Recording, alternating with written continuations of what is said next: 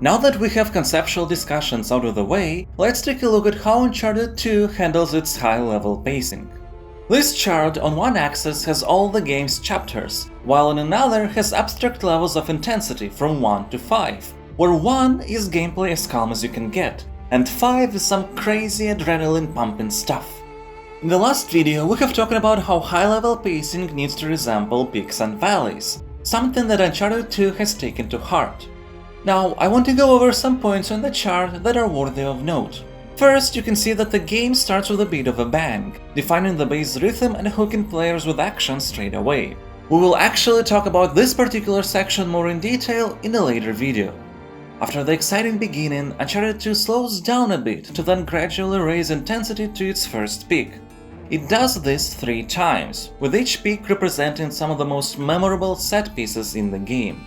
There is only one chapter with intensity at its lowest, and it comes straight after the most prolonged high-intensity part in the middle of the game. This is another section that we'll take a closer look at later. Uncharted 2 doesn't reach the highest intensity in the last chapters. That's because when closing in towards the ending, you want to keep things varied enough, but also don't want to overstimulate. Ending the game on an intensity peak could ironically lead to the effect of players feeling empty. While with a more gradual pace, they can prepare themselves for enjoying the conclusion of the story while still being excited. Of course, this doesn't mean that those sections don't or can't have wow moments, just that they don't define the overall emotions there.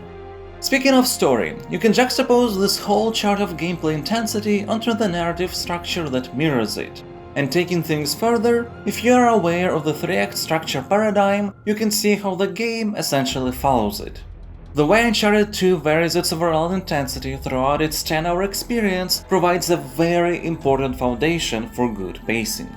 The devil lies in the details though, so in the next video we'll talk about low-level pacing on the example of Chapter 6, Desperate Times. Thank you all for watching. If you enjoyed the video, please like and subscribe. A special thanks goes to my patrons. If you'd like, join them at patreon.com/Farlands. Thank you very much.